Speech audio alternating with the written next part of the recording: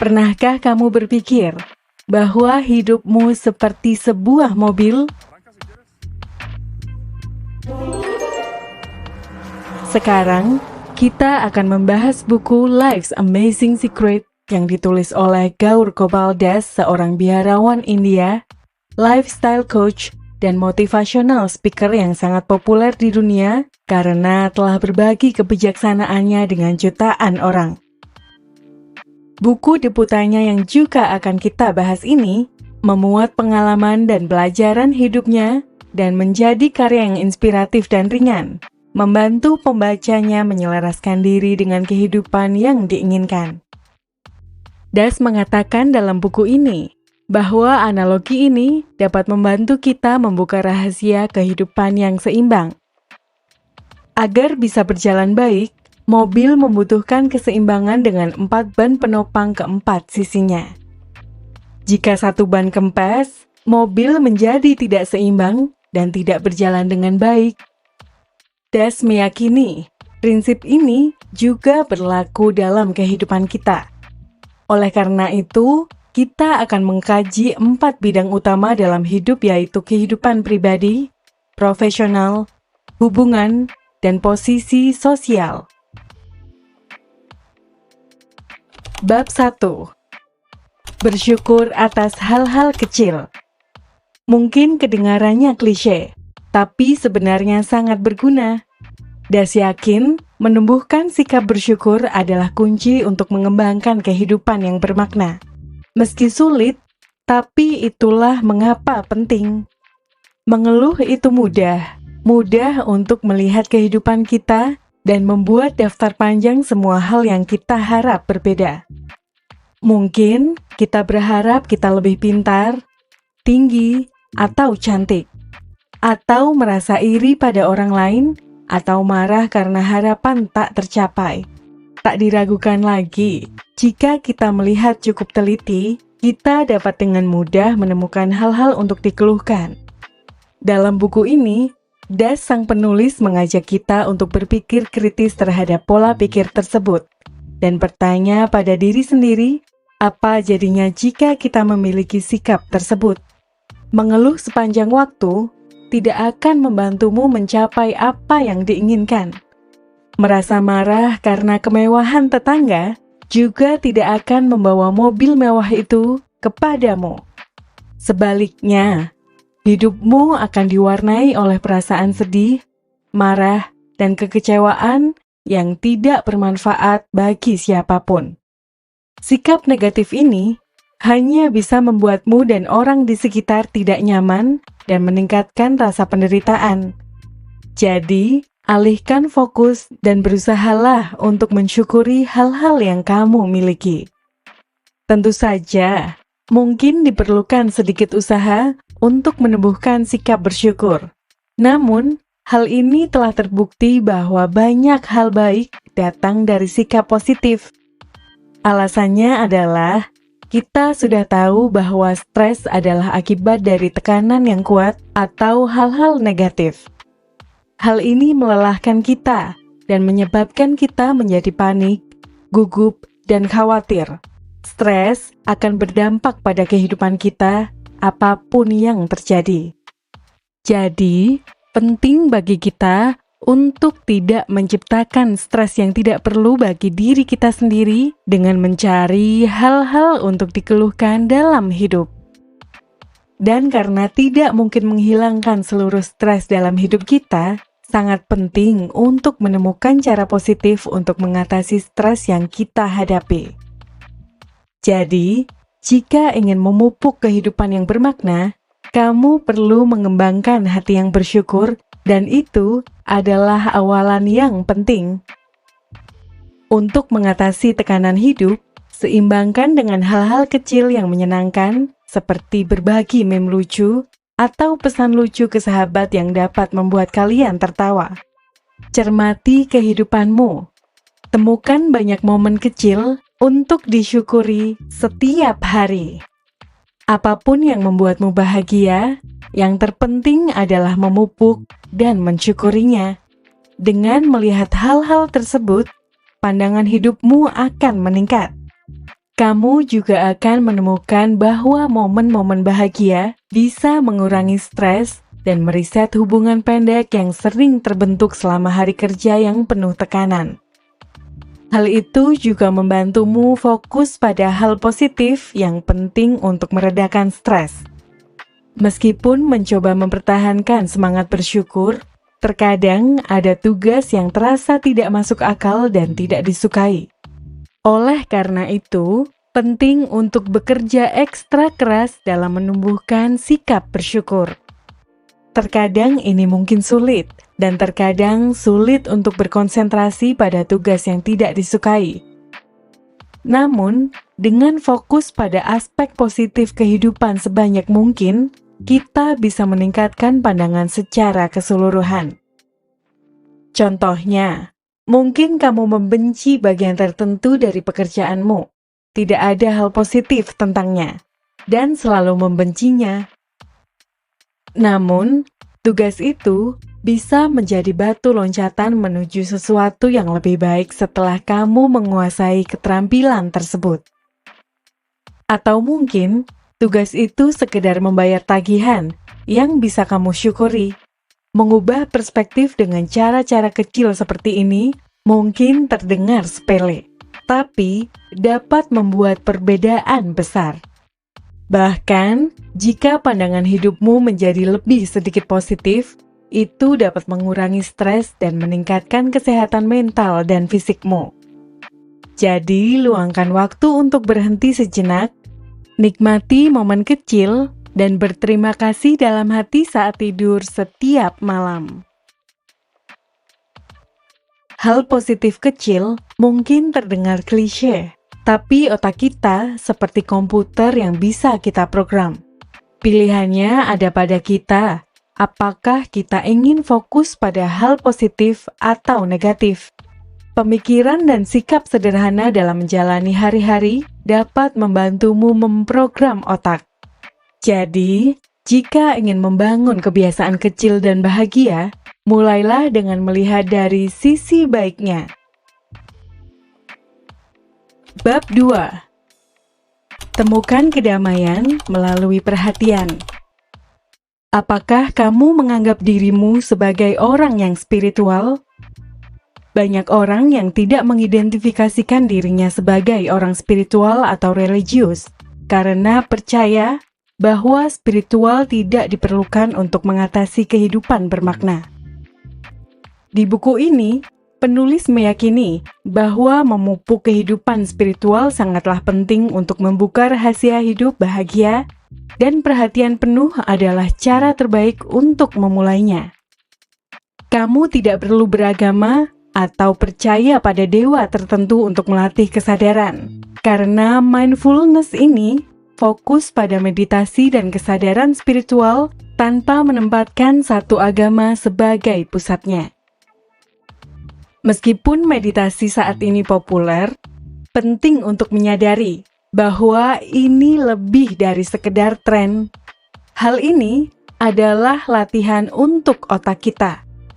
Dan sama seperti peralatan olahraga yang dirancang untuk membantu melatih bagian tubuh, ada berbagai latihan meditasi untuk membantu kita mencapai berbagai tujuan kesehatan mental. Salah satu latihan terbaik untuk memperkuat kecerdasan emosional adalah mindfulness atau kesadaran penuh. Hal ini bekerja dengan meningkatkan konsentrasi dan melatih perhatian dan perhatian meta kita. Jika kamu ingin memulai rutinitas mindfulness ini, temukan posisi duduk yang nyaman, ambil 3 nafas dalam-dalam, dan fokus pada pernafasanmu selama 10 menit atau lebih. Kamu mungkin tidak mengetahui bahwa ada 2 jenis perhatian yang berbeda, namun keduanya ada, dan keduanya sangat penting dalam mempertajam fokus kita. Perhatian adalah saat kita waspada dan fokus pada hal di sekitar kita. Seperti saat seorang bilang, "Perhatikan."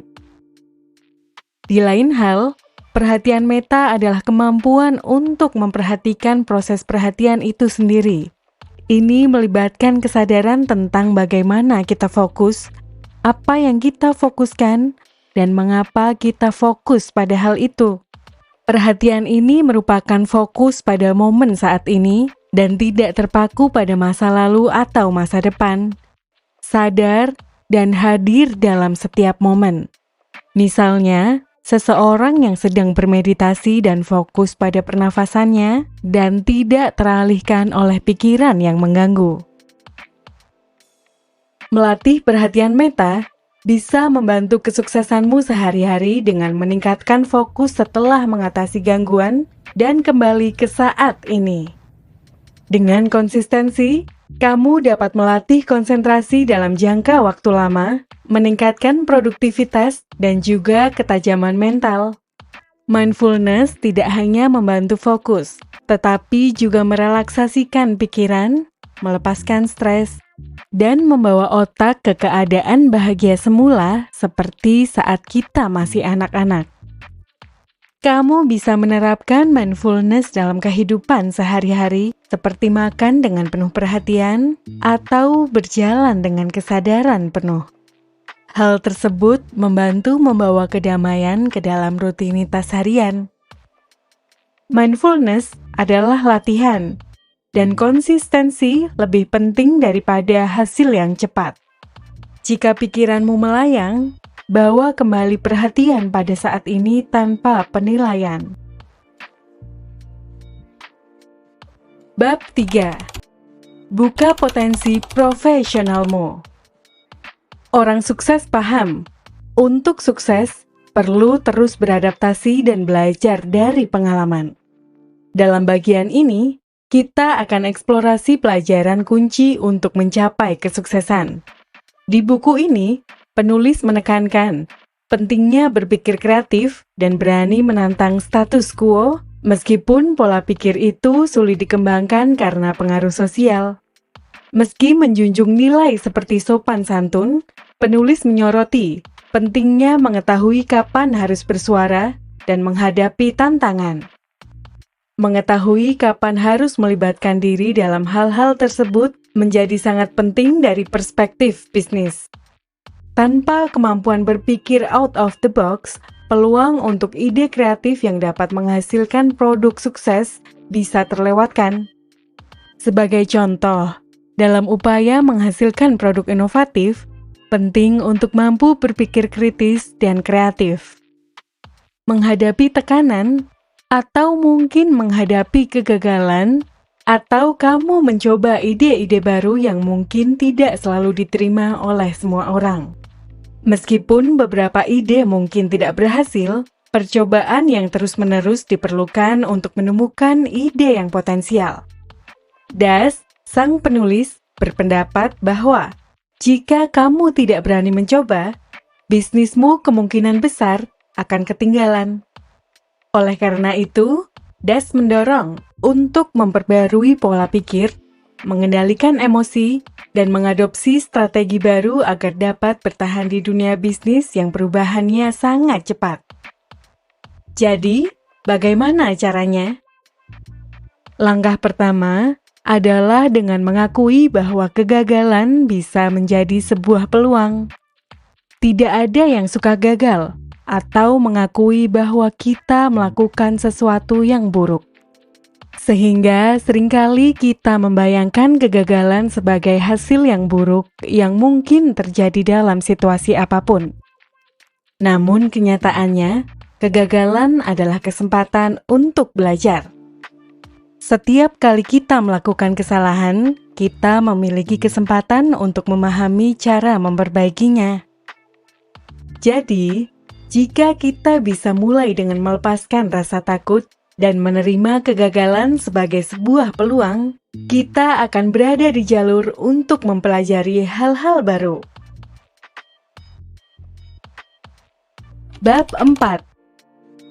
Menemukan kedamaian dalam hubungan pribadi. Ungkapan kita jatuh cinta seringkali mencuat dalam berbagai karya seni seperti lagu, film, buku, dan acara TV, memberikan kesan bahwa cinta adalah suatu kejadian yang tak terduga dan di luar kendali kita. Seiring seringnya penggunaan ungkapan-ungkapan semacam ini, tercipta gambaran bahwa cinta adalah suatu kekuatan mistis yang mengarah pada takdir atau kejutan yang tiba-tiba. Meski demikian, penulis menekankan pentingnya mendekonstruksi asumsi ini untuk mencapai pemahaman yang lebih mendalam tentang cinta yang abadi. Dalam pengertian yang lebih sehat, cinta sejati melibatkan komitmen dan niat yang sungguh-sungguh, bukan hanya terhanyut oleh gambaran sempurna yang sering disajikan oleh media. Kejujuran terhadap kenyataan kehidupan nyata menjadi kunci untuk menghindari kecewa terhadap gambaran cinta yang kurang realistis. Seiring penolakan terhadap anggapan bahwa cinta berada di luar kendali kita, hal ini ditekankan bahwa kunci untuk memahami cinta sejati adalah menggantikan keyakinan yang salah dengan kebenaran. Cinta bukanlah hasil dari takdir atau kejutan, melainkan produk dari komitmen yang terus-menerus dan niat yang tulus. Dengan memahami bahwa cinta adalah usaha bersama untuk saling mencintai dengan sungguh-sungguh, kita dapat menghindari jatuh cinta pada fantasi dongeng yang cenderung dihasilkan oleh media. Mungkin kesatria berbaju zirahmu kadang mendengkur. Mungkin ketika kamu lebih mengenal satu sama lain, kamu menyadari bahwa pasanganmu memiliki rasa tidak aman yang mengganggu atau sifat-sifat yang tidak menarik. Momenmu bersama tidak lagi terasa seperti adegan dari film romantis. Dan pada titik ini, banyak orang menjadi kecewa dan memutuskan untuk menyudahinya. Karena tidak sempurna, kamu pasti berasumsi bahwa hubungan itu ditakdirkan untuk menghancurkanmu. Tapi kamu harus yakin, itu tidak selalu benar. Meskipun memang ada yang benar, bahwa beberapa orang tidak cocok atau beberapa pasangan saling toksik satu sama lain, hal tersebut tidak selalu terjadi.